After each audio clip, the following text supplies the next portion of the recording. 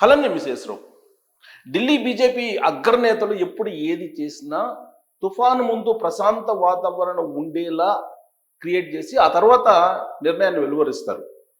ఇప్పుడు తెలుగు రాష్ట్రాల మీద ఒక సంచలనమైన నిర్ణయం తీసుకోబోతున్నారు అనేది ఢిల్లీలో జరుగుతున్నటువంటి చర్చ. ఢిల్లీలోనే కదా, హైదరాబాద్లో కూడా. హైదరాబాద్లో ఒక కీలకమైనటువంటి హోటల్లో ఢిల్లీకి సంబంధించినటువంటి ఉన్నత అధికారులు సమావేశమయ్యారు. ఆ సమావేశంలో ఉండే ఎజెండా ఏంటి అంటే, హైదరాబాద్ని కేంద్ర పాలిత ప్రాంతం చేయాలా, లేదా దేశ రెండో రాజధాని చేయాలా, దేశ రెండో రాజధాని చేస్తే ఎలా చేయాలి, కేంద్ర పాలిత ప్రాంతం చేస్తే ఎలా ఉంటుంది, దీని మీద రహస్యంగా సమావేశం అయ్యారు ఒక హోటల్లో. నిఘా వర్గాల ద్వారా సమాచారాన్ని సేకరించుకుంటున్నారు.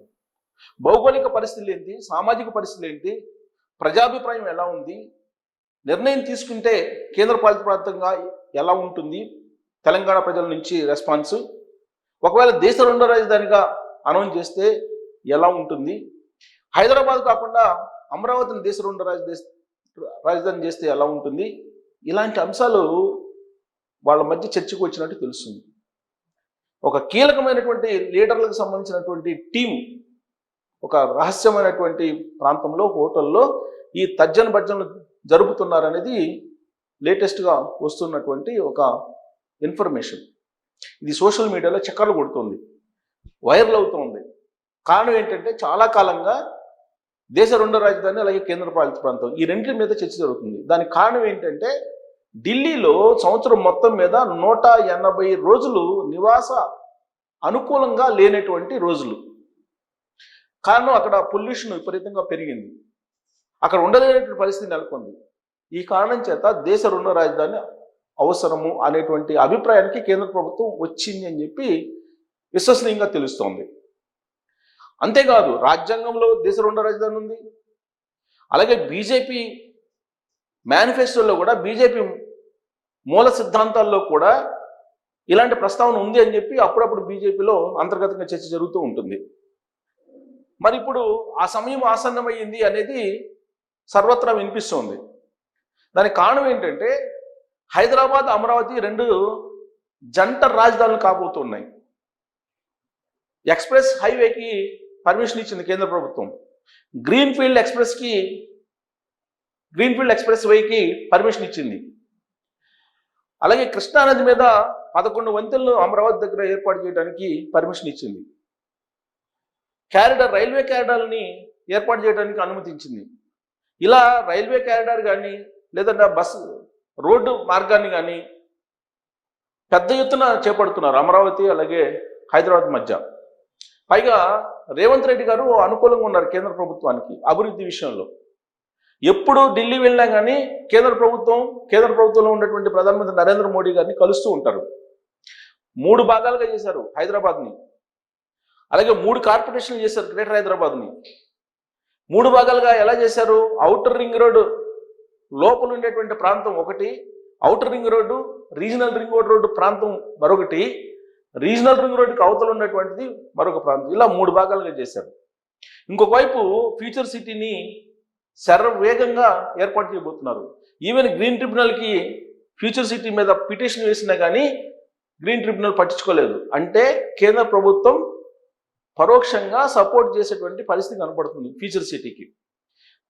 వీటన్నిటికీ ఎందుకు పర్మిషన్ ఇస్తుందంటే, హైదరాబాద్ని కేంద్ర పాలిత ప్రాంతం చేసి దేశ రెండో రాజధానికి చేయాలి అనేటువంటిది ఫస్ట్ ప్రపోజల్.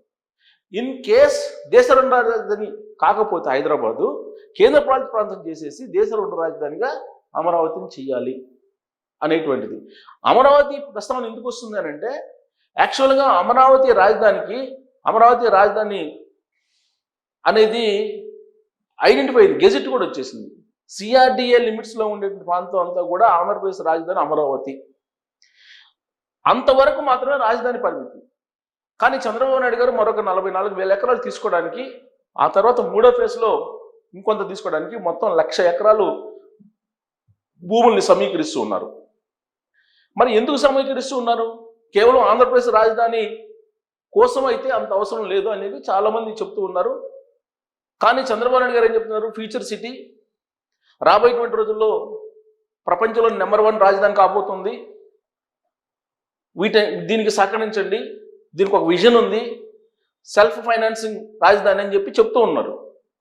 అయితే 1,00,000 ఎకరాల పరిధిలో దీన్ని అంతటినీ విస్తరింపజేయాలనేటువంటి ఒక ఆలోచన రాబోయేటువంటి రోజుల్లో హైదరాబాద్ అలాగే అమరావతి 2 జంట రాజధానులు, జంట నగరాల మాదిరిగా జంట రాజధానులు కాబోతున్నాయి. ఆ తరహాలో కనెక్టివిటీని పెంచుతూ ఉన్నారు. కాబట్టి దేశ 2వ రాజధాని అనేది దక్షిణ భారతదేశంలో ఖచ్చితంగా పెట్టాలనే ఆలోచన చేస్తున్నారు. ఇదే సరైన సమయం అని చెప్పి కేంద్ర ప్రభుత్వంలో ఉన్నటువంటి బీజేపీ పెద్దలు భావిస్తున్నారు అనేది అత్యంత విశ్వసనీయంగా తెలుస్తుంది. అది కూడా ఎంతో దూరంలో లేదు. ఈ 4 రాష్ట్రాల ఎన్నికల ఫలితాలు తర్వాత జమిలీ ఎన్నికలకు సంబంధించి ఆల్రెడీ ప్రత్యేక పార్లమెంట్ సమావేశాలు కూడా పెట్టబోతున్నారు. 2029లో జమిలీ ఎలక్షన్స్ రాబోతున్నాయి. ఆ ఎలక్షన్ లోపే ఈ మొత్తం ప్రక్రియ మొత్తం కంప్లీట్ చేయాలి. కేంద్రపాలిత ప్రాంతాన్ని హైదరాబాద్ చేయటం, అలాగే దేశ 2వ రాజధానిని నిర్ణయించడం, ఈ 2 చేయబోతున్నారు. సంచలనమైన నిర్ణయాలు. కారణం ఏంటంటే జమిలీ ఎన్నికలు సందర్భంగా నియోజకవర్గాల పునర్విభజన జరుగుతుంది. ఈ సందర్భంగా దక్షిణ భారతదేశానికి అన్యాయం జరుగుతుంది అనేటువంటి ఒక వాయిస్ వినిపిస్తుంది. ఆ వాయిస్ రైజ్ కాకుండా దేశ 2వ రాజధానిని దక్షిణ భారతదేశంలో అనౌన్స్ చేసి దాన్ని న్యూట్రలైజ్ చేయడానికి ప్రయత్నం చేస్తుంది బీజేపీ అనేటువంటిది ఒక రాజకీయ కోణం. సో వెరసి దక్షిణ భారతదేశానికి దేశ 2వ రాజధాని రాబోతుంది, అనౌన్స్ చేయబోతున్నారు.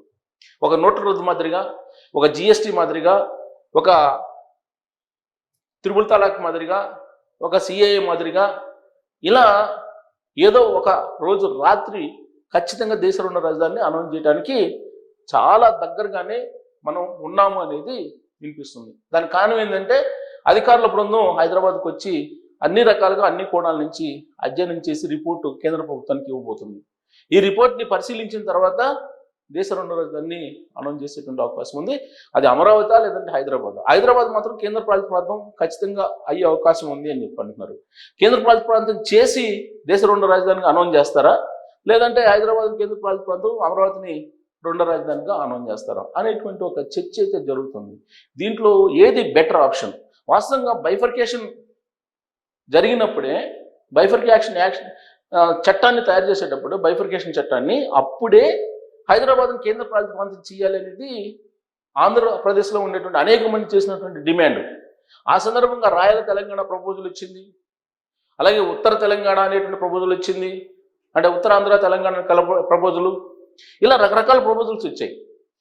కానీ కేసీఆర్ గారు ఆ రోజు అన్నది ఏంటంటే 1956 సరిహద్దులు ఏవైతే ఉన్నాయో ఆ సరిహద్దులే మాకు సరిపోతాయని చెప్పి అన్నారు. దాని ప్రకారం అయితే భద్రాచలం ఆంధ్రప్రదేశ్లో కలవాలి ఇప్పుడు.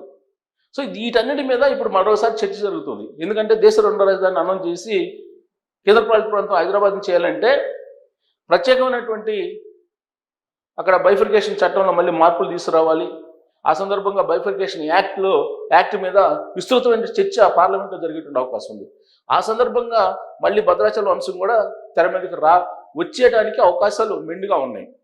సో కాబట్టి రాబోయేటువంటి రోజుల్లో తెలుగు రాష్ట్రాల మీద సంచలనమైనటువంటి నిర్ణయాలు కేంద్ర ప్రభుత్వం తీసుకుంటే చర్చ జరగబోతుంది తెలుగు రాష్ట్రాల్లో. సో ఏ నిర్ణయం తీసుకుంటారు, ఏ రోజు తీసుకుంటారు అనేది త్వరలోనే మనకు తెలియబోతుంది.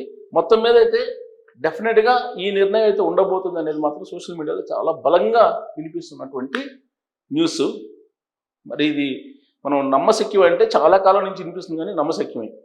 కాకపోతే దీన్ని ఎలా చేయాలి, మరి చెన్నై వాళ్ళు అడుగుతున్నారు దేశ 2వ రాజధాని చేయమని, తమిళనాడు వాళ్ళు చెన్నైని చేయమని, కర్ణాటక అడుగుతుంది బెంగళూరుని చేయమని చెప్పి తీర్మానం కూడా చేసి పంపించారు. మరి వాటిని కాదని హైదరాబాద్కి ఇస్తారా, లేదంటే మధ్య మార్గంగా అమరావతికి ఇస్తారా? ఏది అనుకూలం దేశ 2వ రాజధానికి అనే దాని మీద మీరు కామెంట్